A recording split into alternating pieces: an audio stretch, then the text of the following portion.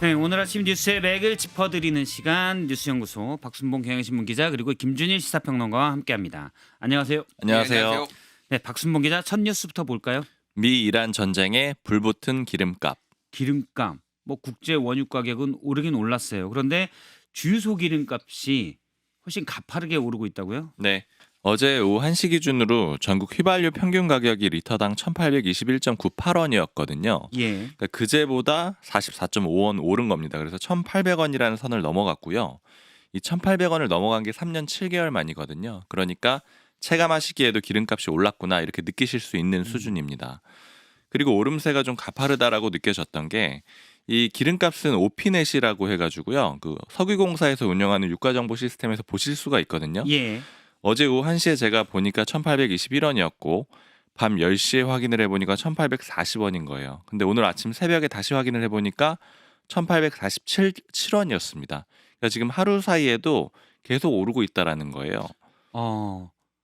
아침에, 낮에, 저녁에 그리고 다음날 새벽 계속 오르는 건가요? 맞습니다. 제가 그리고 알기로는 각 주유소마다 큰 저장 탱크가 밑에 있고 이거는 그 유조차가 며칠에 한 번씩 와서 채워 넣는 건데 위에 있는 기름과 밑에 있는 기름이 원가가 다르지는 않은 거잖아요. 맞습니다. 예. 그러니까 사실 그 부분을 이제 문제 삼고 있는 건데 일단 먼저 서울 같은 경우에는 오늘 아침에 보니까 1,903.73원이었어요. 그러니까 예.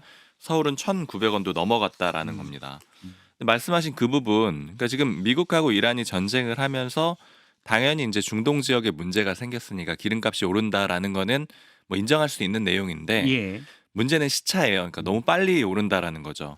지금 정유사의 입장은 그 유가 상승이 됐으니까 올린 거다라는 거고 다시 주유소의 입장은 정유소가 올리니까 올린 거다 이런 입장인 건데 즉 연쇄적으로 올라가게 됐다라는 입장인 건데 문제는 갭이 있거든요. 그러니까 국제 유가하고 주유소 판매가 사이에는 통상적으로 2주에서 3주 정도 그러니까 예. 지나야지 이게 반영이 되는 겁니다. 왜냐면은 원유 공급지에서 한국으로 이동을 하고 그다음에 또 정제도 하고 이런 시간들이 한 2주에서 3주 정도 걸린다라고 보는 거거든요. 근데 지금 전쟁 난 지 일주일인데 굉장히 가파르게 올라갔습니다. 예. 그래서 이게 결국에는 전쟁 전에 사둔 재고가 있을 텐데 전쟁을 명분으로 해가지고 너무 빨리 기름값을 올리고 있는 게 아니냐 이런 의심이 나오는 겁니다. 그러니까 이 부분을 어제 이재명 대통령도 임시 국무회의에서 지적을 했거든요. 객관적으로 심각한 차질이 벌어진 것도 아닌데 갑자기 유류 가격 폭등했다. 이거는 어떤 안 좋은 상황을 이용해서 다른 사람들의 고통은 아랑곳하지 않고 이익을 취해보겠다라는 그런 일이 아니냐 이런 예. 식으로 지적을 했습니다. 그러면서 이제 정부 차원의 대책을 마련하라고 지시를 했는데 정부에서 나온 대응은 크게 두 가지로 보시면 돼요. 그러니까 가격 억제, 현장 단속 두 가지를 하겠다라는 건데 일단 가격 억제는 최고 가격을 지정하기로 했습니다. 그러니까 최고 가격이라는 거는 주유소에서 팔 수 있는 기름값의 상한선, 그러니까 캡을 씌워 놓겠다라는 거죠. 이 예. 가격 이상으로는 못 받아 이렇게 음. 정하겠다라는 거고요.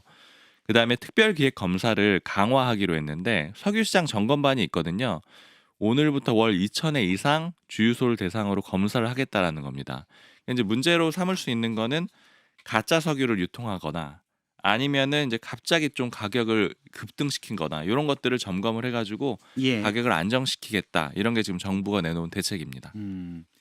이거 어떻게 봐야 될까요? 가격은 시장에서 원래 결정이 되지만 정유사에서 비싸게 올린 가격도 급하게 올린 것도 좀 문제라고 볼 수도 있는데 또 아직 그 기름이 도착도 안 했을 것 같긴 한데 또 올리는 것도 문제가 아닌가라는 생각도 들고요. 예, 주유소도. 박순봉 기자 얘기했지만은 이제 도매와 소매 가격이 원래 차이가 나고 그게 예. 시차가 한 2주 정도 나는데 그러니까 올릴 때는 빛의 속도로 올리고 내릴 때는 국제 유가는 떨어졌는데 또 원래 이게 시차가 있다라고 하면서 좀 찔끔찔끔 내리고 시간이 예. 걸리고 이게 정유사에 대한 불만들이 소비자들이 이제 있는 건 사실입니다. 과거를 예. 봤을 때 이재명 대통령이 좀 최근에 강력한 실행력을 바탕으로 일종의 구두 개입을 했다.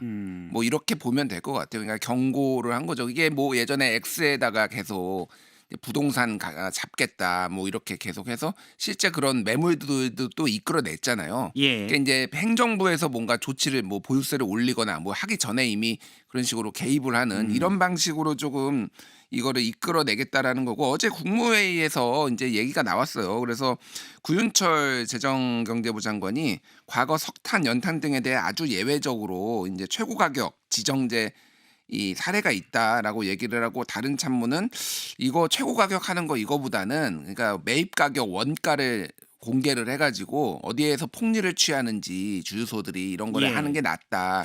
그리고 예. 정유사에서 실제 구매한 주유소가 구매한 가격과 본인들의 판매하는 가격을 그대로 보여주면 예. 소비자들이 어디가 좀 더 마진이 덜 났고 그러니까 소비자들에게 좀 더 유리한지 알 수 있는 거 아닙니까? 예, 그렇게 이제 정보 공개 방식으로 하는 게 낫다라고 이제 했는데 대통령이 강력하게 이제 밀어붙였다는 거예요. 아마 최고 가격 같은 경우는 최고 가격을 지정해 주면 전국 주유소가 그 가격에 수렴될 가능성도 있지 않을까라는 생각도 그렇죠. 잠시 듭니다. 근데 일단 이거는 법적 근거는 석유 및 석유 대체연료 사업법 제 23조에 근거해서 예. 정부가 최고 가격을 지정할 수 있다라는 근거가 있는데 이게 한 번도 1997년에 사실은 그 전까지는 가격을 정부가 결정을 했어요. 석유 예. 가격을. 그런데 그 이후에는 자율화됐거든요.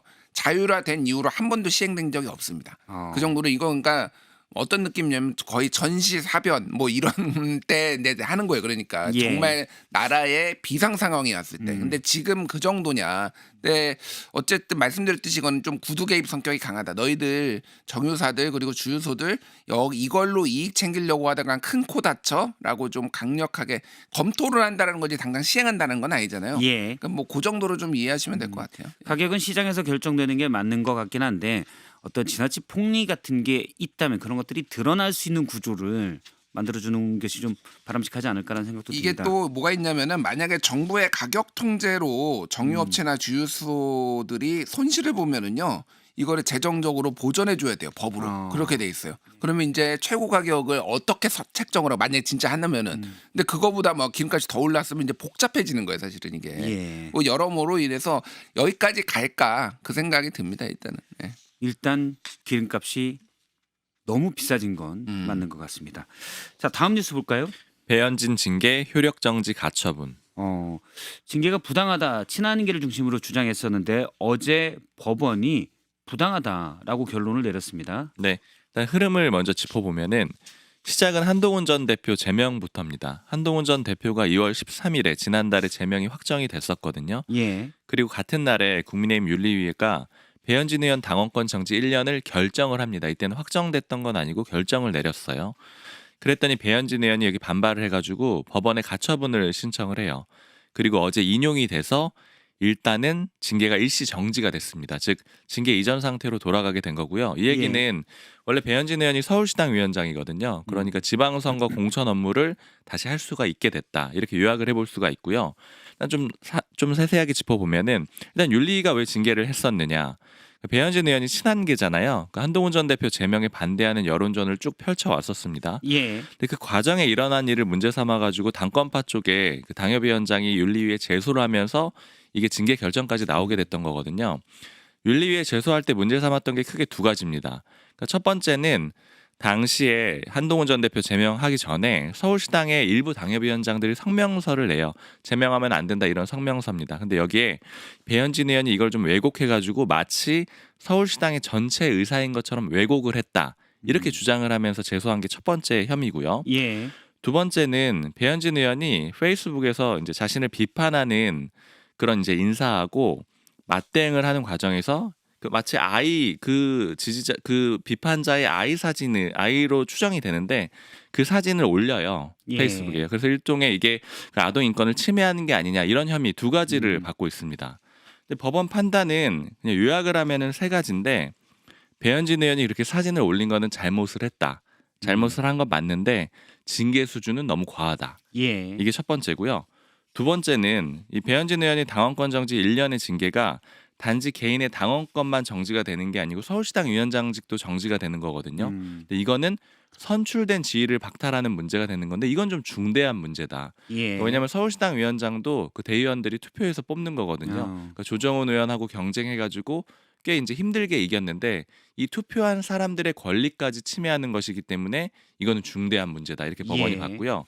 그다음에 세 번째, 되돌릴 수가 없는 피해가 올 수가 있다. 그러니까 징계가 유지될 경우에는 당 입장에서 봤을 때는 중앙당 입장에서 봤을 때는 큰 해가 되지는 않는데 배현진 의원 입장에서 봤을 때는 정치적 타격이 심각하다라는 거예요. 예. 그래서 일단은 중지시켜라. 본안 사건까지, 그러니까 본 소송에서 정리가 될 때까지 일단은 이 징계는 유효하지 않다. 이렇게 판단을 내리게 된 겁니다. 물론 배현진 의원이 페이스북에 한 댓글을 단 사람의 아이 사진을 모자이크 없이 올린 거는 충분히 비판받을 만한데 그렇다고 해서 당원권 정지를 저렇게까지 하는 거는 이거는 뽑은 사람들의 선출권을 침해하는 거다라는 게 판단이군요. 맞습니다. 배현진 의원의 입장도 나왔죠. 네, 어제 가처분하고 나서 바로 소통과 나가지고 기자회견을 했는데 이 내용은 직접 한번 들어보시죠.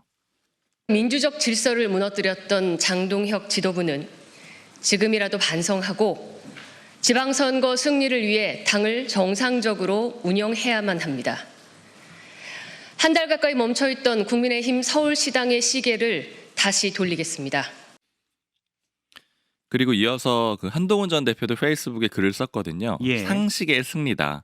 상식 있는 다수가 정상화시키고 미래로 가야 된다. 저도 나서겠다. 이런 글을 올려서 이제 지지 의사를 표명을 했습니다. 일단 얘기들을 좀 들어봤는데 당권파 쪽에 물어보니까 어떻게 대응을 할 거냐. 아직은 좀 분위기를 더 봐야 될 것 같아요. 이렇게 얘기를 하더라고요. 근데 좀 당황한 분위기도 느껴지는 게 이 징계 가처분 인용이 나오기 전에는 당권파 쪽에서 어떤 얘기들을 많이 했냐면 법원에서 이 정당에서 일어나는 일들은 보통 자체적으로 해결을 하라 이런 판단들을 많이 내린다라는 거예요. 법원이 잘 개입을 하지 않으려는 경향이 있었다라는 거죠. 맞습니다. 즉 정당 내부에서 있는 일이 정말 심각한 법 위반 이런 것들이 아니면은 개입을 잘 안 할 거라고 보고 결국에는 이 얘기는 가처분 기각될 거라고 봤다라는 거죠. 근데 이제 인용이 돼버린 거잖아요. 그러다 보니까는 이제 어떻게 대응을 해야 되지? 이 부분에 대해서 좀 고민을 하고 있는 그런 단계로 보이고요. 그럼 친한계 쪽 분위기는 어떠냐? 전 이걸 가지고 어떤 좀 전반적인 공격의 태세로 삼지 않을까 이런 것들을 좀 물어봤는데 하는 얘기는 물론 요번 이제 가처분 인용에 대해서 그 윤리위가 잘못 결정했다라는 것들은 많이 부각을 할 거래요. 많이 예. 부각을 하고 뭐 방송이나 아니면 이제 뭐 페이스북 메시지 이런 것들로 많이 지적을 하긴 할 건데 다만 이걸 가지고 뭐 대대적으로 공격을 한다거나 뭐 집단 행동을 한다거나 이런 정도까지 또 가지는 않을 것 같다 이렇게 얘기를 합니다. 그래서 왜 그러느냐라고 했더니 일단은 지금 김종혁 전 최고위원 건도 걸려 있거든요. 그 예. 가처분 결과도 이제 나오는 걸 봐야 되고 그다음에 두 번째로 기본적으로 갖고 있는 생각이 지금 대안과 미래도 사실은 장동혁 대표 체제를 포기를 했잖아요. 계속 저륜을 요구하다 포기. 네, 이렇게 안 했죠. 되면 지방선거는 다 장 대표 탓이에요. 알아서 하세요. 이런 식으로 좀 손을 떼버리는 상황이 왔잖아요. 그러니까 친한계 쪽도 분위기가 좀 비슷합니다. 그러니까 모 관계자가 뭐라고 하냐면 어차피 6월 3일이면은 지도부는 다 집에 갈 건데 우리가 굳이 지금 나서가지고 할 필요는 없겠다 이런 표현을 쓰거든요. 그러니까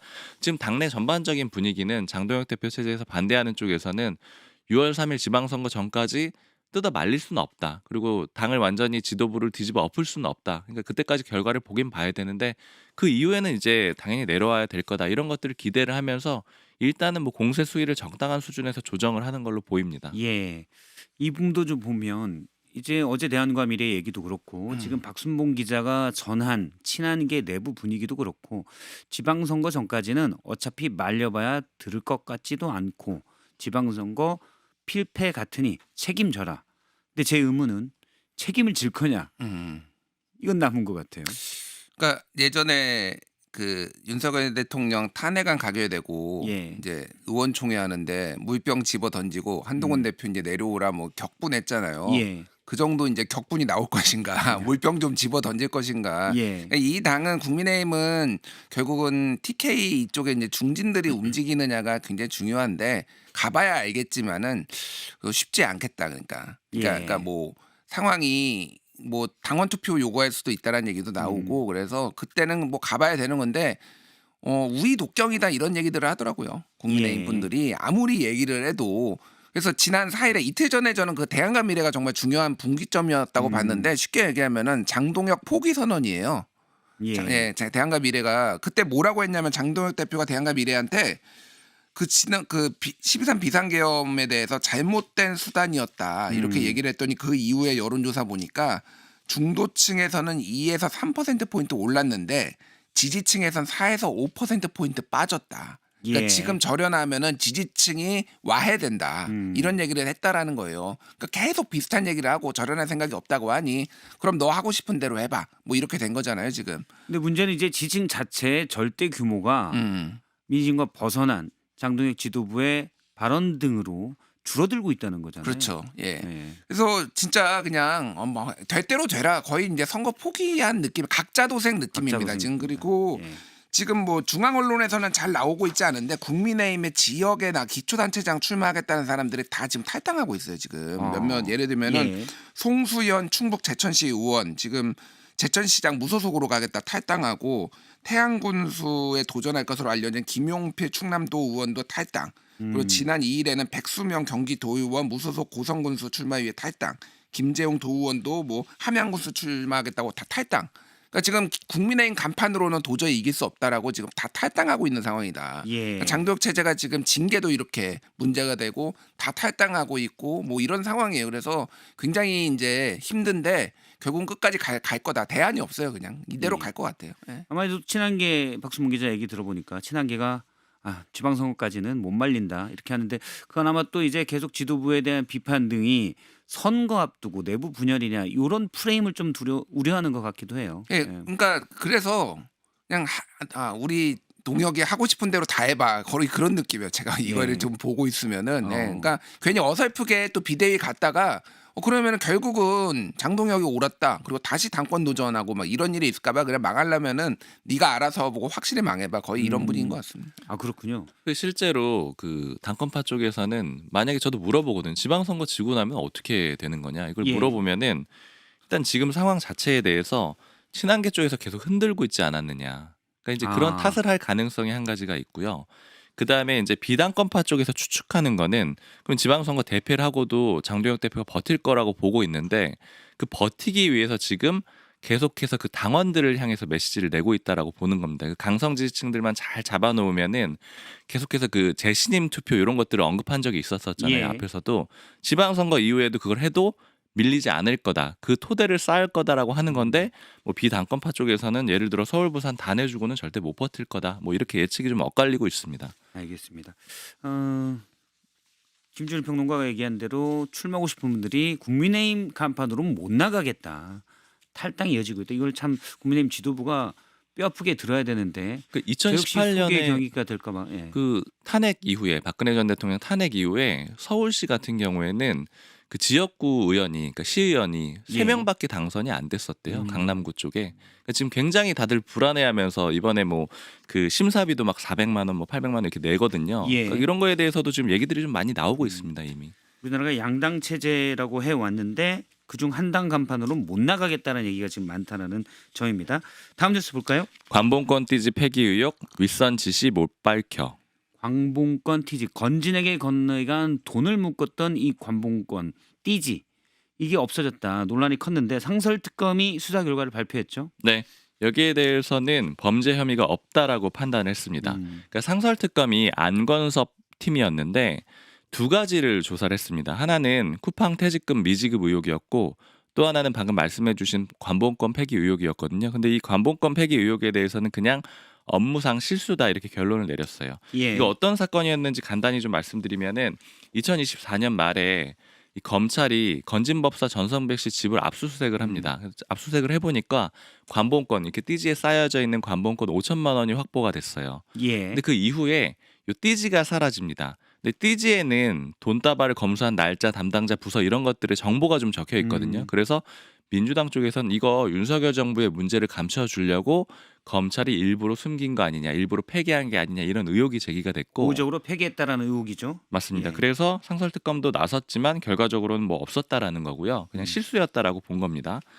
그리고 또 하나는 아까 말씀드린 쿠팡 퇴직금 미지급 의혹인데 이거는 쿠팡 풀필먼트라는 회사가 있어요. 예. 서비스라는 회사, 풀필먼트 서비스 CFS라고 부르는데 2023년 5월에 이 회사가 취업 규칙을 바꿉니다. 그 바꾼 내용이 뭐냐면은 주당 평균 4주 평균 주당 근무 시간이 15시간이 안 되면은 그때부터 퇴직금을 다시 산정하도록 한다라는 거예요. 그러니까 쉽게 얘기하면은 근무 시간이 너무 짧으면은 그때부터 퇴직금 산정 다시 이런 겁니다. 퇴직금은 1년 이렇게 근무한 다음에 거기에 대해서 하는 건데 주당 15시간 일을 안 했다고 하면 거기서부터 그 뒤부터 하니까 1년을 못 채우게 될 가능성이 높아지는 거군요. 맞습니다. 이렇게 되니까 퇴직금 받을 수 있는 노동자가 엄청나게 줄어들게 예. 되거든요. 그래서 이제 이게 문제가 되니까 인천지검 부천지청에서 수사를 했는데 결과적으로는 작년 4월에 무혐의 처분이 나와요. 근데 이게 이제 국회에서 폭로도 있었었잖아요. 예. 당시에 담당했던 부장검사는 기소를 주장을 했는데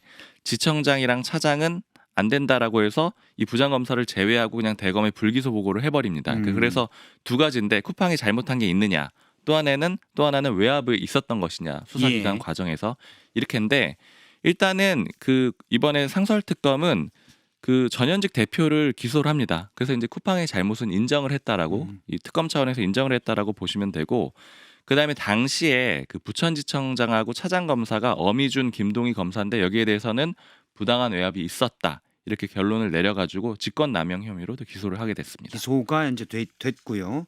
자, 관봉권 얘기 어떻게 보십니까? 이게 지난해 이제 국정감사 때 천하람 의원이 한국은행 국정감사를 했을 때 이거를 그 문제 제기를 한 적이 있어요. 이게 이제 관봉권 띠지 문제가 본격적으로 어떻게 나왔냐면은 백혜령 경정이 국회에 나와가지고 관봉권 띠지를 보면은 그게 어떻게 이 돈이 유통됐는지를 다 추적할 수 있다, 이렇게 얘기를 하면서 이거 검찰이 고의로 한 거 아니냐, 뭐 이런 식의 얘기가 나왔거든요. 근데 천하람 의원이 직접 관봉권 띠지 들고 나와가지고 이거를 이제 한국은행 발권국장한테도 물어봤는데 어떻게 유통됐는지를 띠지로는 알 수 없다라는 거예요. 예. 그러니까 이거 자체가 그러니까 잘못된 정보였다라는 거죠. 물론 그럼에도 불구하고 띠지도 뭐 어떤 식으로든 수사에 뭐 지문이라든지 뭐 이런 게 있을 수 있으니 보관을 했었어야 돼요. 하지만 이게 이제 과잉되게 지금 정치적으로 소비됐다. 그래서 이게 특검까지 간 거거든요. 그러니까 누가 이 관봉권을 줬는지를 예. 띠지가 있으면 알 수 있는데 띠지가 없으면 모른다. 이건 아니다라는 거죠. 그게 아니라는 거예요. 그러니까 어떻게 유통됐는지, 이러면 컵라면이 여기 밑에 뭐 바코드 있는데 그게 어디로 어떻게 유통된지 알 수 없다라는, 그거는 그냥 제조됐을 때 예. 어떤 방식으로 제조가 됐는지의 정보만 있는 거지 그거랑 비슷하다라는 겁니다.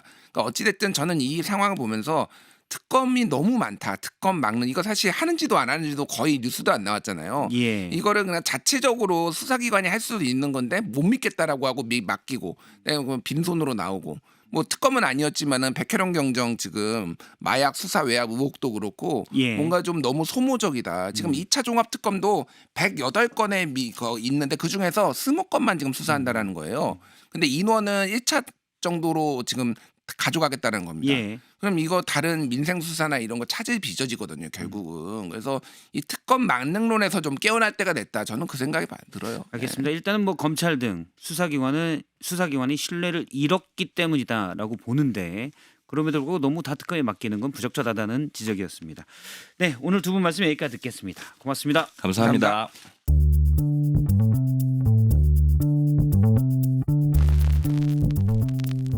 박성태의 뉴스쇼는 여러분의 참여를 기다립니다. 구독과 좋아요, 댓글 잊지 않으셨죠? 평일 아침 7시 10분 실시간 라이브도 참여하실 수 있습니다.